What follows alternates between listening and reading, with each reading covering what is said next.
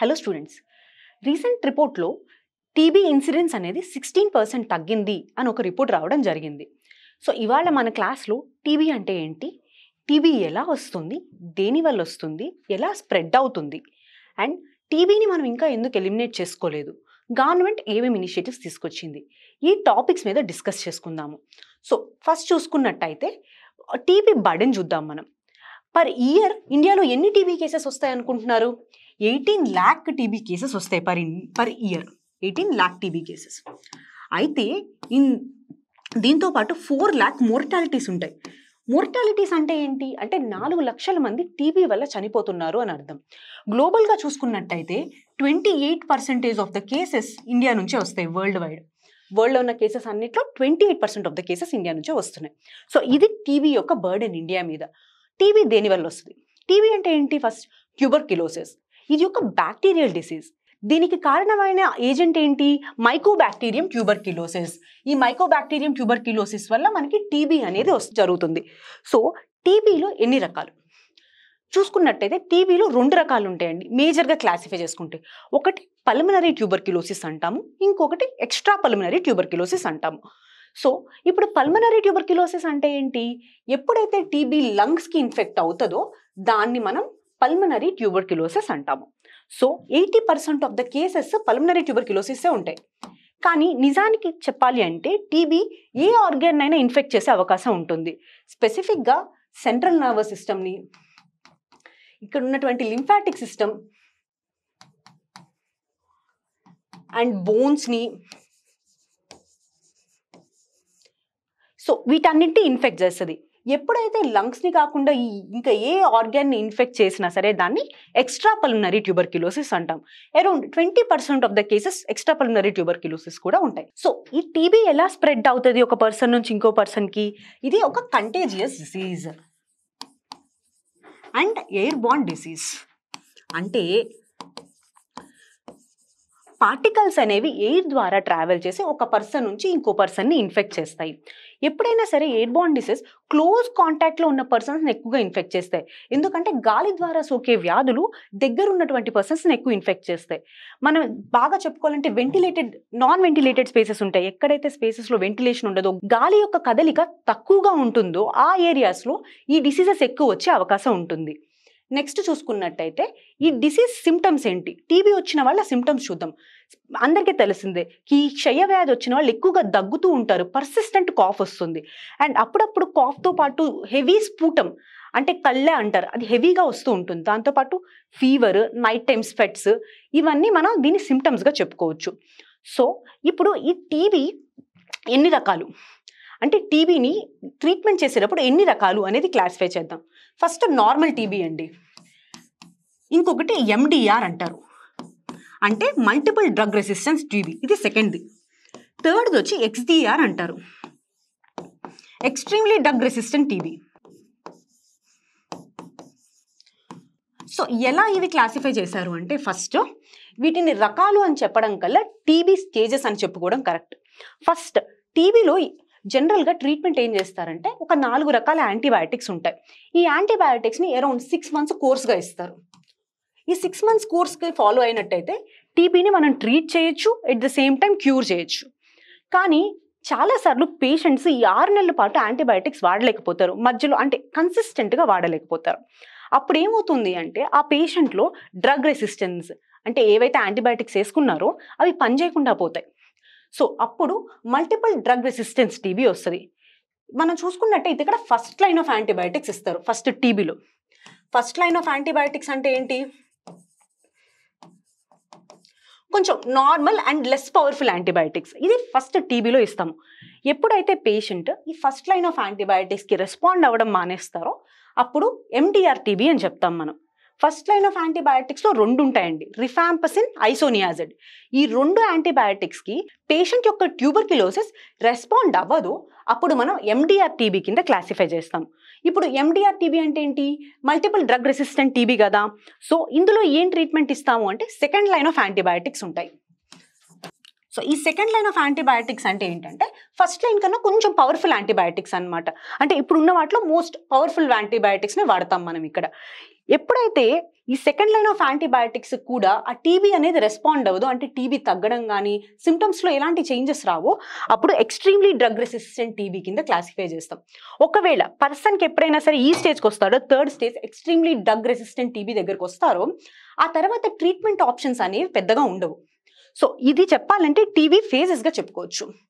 Next treatment తర్వాత మనకి ఇంత ట్రీట్మెంట్ ప్రొసీజర్ ఉన్నా సరే మనకి 28% ఆఫ్ ద కేసెస్ ఉన్నాయి ఇంకా ఇండియాలో. ఎందుకు అనేది డిస్కస్ చేసుకుందాం. మనకి టీబీ ఎరాడికేషన్ ప్రోగ్రామ్స్ అనేది 1960s స్టార్ట్ అయినాయండి. కానీ ఇప్పటికి 50 years అయిపోయింది కదా, స్టిల్ మనం ఇంకా టీబీని ఎరాడికేట్ చేయలేకపోయాం. దీనికి కారణాలు చూద్దాం. ఫస్ట్ రీజన్ వచ్చేటప్పటికి ఈ మల్టిపుల్ డ్రగ్ రెసిస్టెన్స్. మనం చెప్పాం కదా టీబీ వెంటనే ఎండిఆర్ టీబీ, ఎక్స్జిఆర్ టీబీ ఎందుకు వస్తున్నాయి? ఇవి డ్రగ్స్కి రెసిస్టెంట్గా తయారవుతున్నప్పుడు.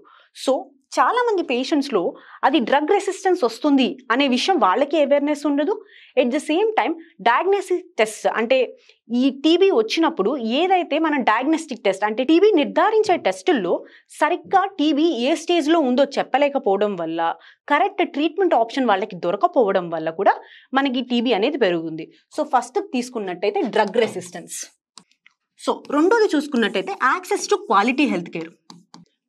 సో ఇందాక మనం చెప్పుకున్నాం కదా, టీబీ నిర్ధారించడానికి ఇండియాలో స్పూటమ్ మైక్రోస్కోపీ అని ఒక టెస్ట్ చేస్తారు. అంటే ఏంటి? సెలైవా మరియు కాఫ్లో వచ్చినటువంటి కొంత స్పూటమ్ ఉంటుంది రెస్పిరేటరీ ఏరియాలో, అది తీసుకొని టెస్ట్ చేయడం జరుగుతుంది. కానీ ఈ టెస్ట్ చాలా ఫాల్స్ రిజల్ట్స్ ఇస్తుంది, అంటే యాక్యురేట్గా దీని రిజల్ట్స్ ఉండవు. కానీ చాలా వరకు మనం ఇంకా ఆ టెస్టే వాడుతున్నాం. ఇప్పుడు ఇంకా అడ్వాన్స్డ్ టెస్ట్లు వచ్చాయి, such as nuclear amplification test అని. ఈ టెస్ట్ ఇంకా అర్బన్ ఏరియాస్లోనే ఉన్నాయి, రూరల్ ఏరియాస్ వరకు ఇంతవరకు రాలేదు. సో నెక్స్ట్ థర్డ్ రీజన్ వచ్చేటప్పటికి పూర్ లివింగ్ కండిషన్స్. మన కంట్రీలో చాలా వరకు over crowded areas and substandard living conditions, sanitation సరిగ్గా లేకపోవడం లాంటి కండిషన్స్లో టీబీ లాంటి ఇన్ఫెక్షన్స్ యొక్క వ్యాప్తి ఎక్కువగా ఉంటుంది. ఫోర్త్ చూసినట్టయితే ఫిజికల్ బర్డెన్.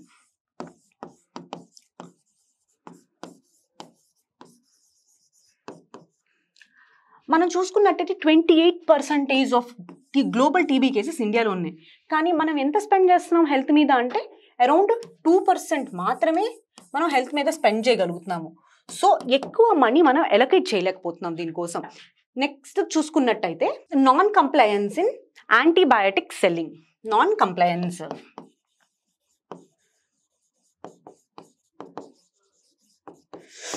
మనం చూసుకున్నట్టయితే చాలా వరకు గవర్నమెంట్ ఇనిషియేటివ్స్ తీసుకొచ్చింది. యాంటీబయాటిక్స్ ఓవర్ ద కౌంటర్, అంటే మెడికల్ షాప్ నుంచి డైరెక్ట్గా యాంటీబయాటిక్స్ కొనకూడదు అని చెప్పేసి రెడ్ లైన్ క్యాంపెయిన్ లాంటి క్యాంపెయిన్స్ కూడా తీసుకొచ్చింది.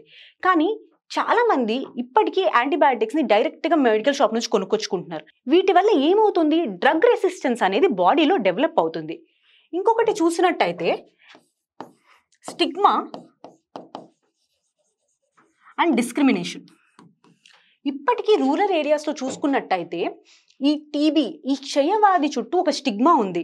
అంటే వీళ్ళని ఎక్కడ వివక్షతో చూస్తారో అని, వీళ్ళు సరైన ట్రీట్మెంట్ తీసుకోకపోవడం, బయటికి వీళ్ళకి ఒకవేళ టీబీ ఉన్నా సరే బయటికి రాలేకపోవడం లాంటి ప్రాబ్లమ్స్ ఇంకా ఫేస్ చేస్తున్నారు. సో వీటి కోసం గవర్నమెంట్ తీసుకొచ్చిన ఇనిషియేటివ్స్ చూద్దాము.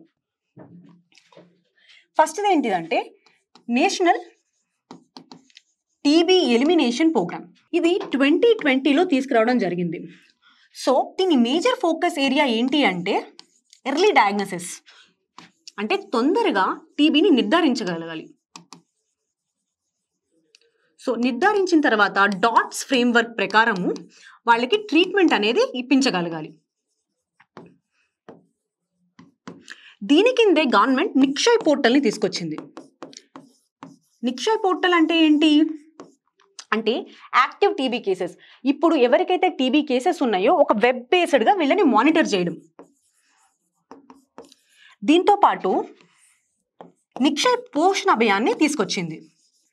ఇందులో డైరెక్ట్ బెనిఫిట్ ట్రాన్స్ఫర్ ద్వారా మంత్లీ 500 రూపీస్ ఈ క్షయ వ్యాధికి గురైన వాళ్ళు ఎవరైతే ఉంటారో వాళ్ళకి గవర్నమెంట్ ఇవ్వడం జరుగుతుంది. ఇది first national TB elimination programme.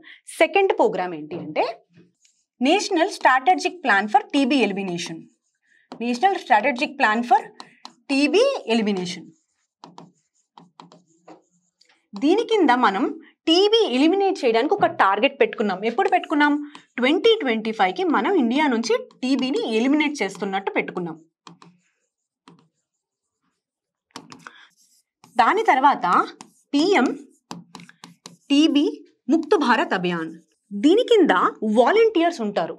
వీళ్ళని నిక్షయ్ మిత్రాస్ అంటారు.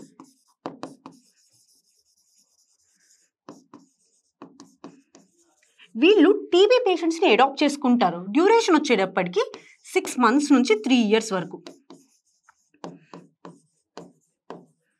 అడాప్ట్ చేసుకొని ఏం చేస్తారు అంటే వాళ్ళకి న్యూట్రిషన్ గురించి చెప్పడము, టీబీ గురించి అవేర్నెస్ ఇవ్వడము, అండ్ ట్రీట్మెంట్ వాడకం గురించి చెప్పడము, దాంతోపాటు వొకేషనల్ ట్రైనింగ్ ఇవ్వడం, ఎకనామికల్గా ఫినాన్షియల్గా సపోర్ట్ చేయడం లాంటివి ఈ ప్రోగ్రామ్ కింద చేయడం జరుగుతుంది.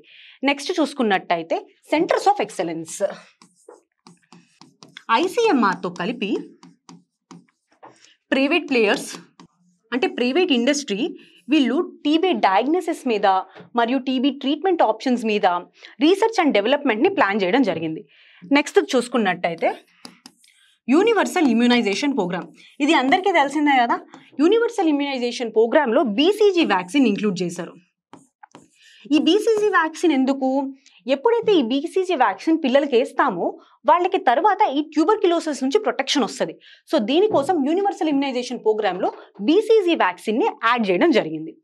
నెక్స్ట్ చూసుకున్నట్టయితే యూనివర్సల్ డ్రగ్ ససెప్టబిలిటీ టెస్ట్. అంటే మనం ఇందాక చెప్పుకున్నాం కదా, నార్మల్ టీబీకి, ఎండిఆర్ టీబీకి, ఎక్స్టీఆర్ టీబీకి తేడా చెప్పుకోలేకపోతున్నాము, డయాగ్నోసిస్ సరిగ్గా రావట్లేదు అని చెప్పేసి. సో ఈ టెస్ట్ ద్వారా ఏ స్టేజ్లో పేషెంట్ టీబీ ఉంది అనేది వాళ్ళకి ట్రీట్మెంట్ ఇచ్చే ముందే టెస్ట్ చేస్తాం మనం. దాని ద్వారా మనం వాళ్ళకి ఏ ట్రీట్మెంట్ ఇవ్వాలి అనేది డిసైడ్ చేయడం జరుగుతుంది. అది ఈ టెస్ట్ యొక్క మెయిన్ ఉద్దేశము. అండ్ మనం చూసినట్టయితే ప్రధాన మంత్రి గారు ఒక కాల్ కూడా ఇచ్చారు, టీబీ హారేగా దేశ్ జీతేగా అని. అంటే ఏంటి? టీబీ ఓడిపోతుంది, దేశం గెలుస్తుంది అని. ఒకవేళ ఇది నిజంగా రియాలిటీలోకి రావాలంటే పర్ఫెక్ట్గా డయాగ్నోసిస్ చేయడం, కరెక్ట్ టైంకి ట్రీట్మెంట్ ఇవ్వడం, దాంతోపాటు ఎఫెక్టివ్ ప్రివెంటివ్ స్ట్రాటజీస్ని కనుక మనం ఫ్రేమ్ చేసుకున్నట్టయితే ఈ విజన్ అనేది రియాలిటీలోకి రావడమే కాకుండా ఒక రెసిలియంట్ అండ్ హెల్తీ ఇండియాని తయారు చేసుకోవచ్చు. అండ్ ఇవాళ దాంతోపాటు మనం ఒక MCQ క్వశ్చన్ ఇస్తున్నాం. సో దానికి ఆన్సర్ ఇవ్వండి.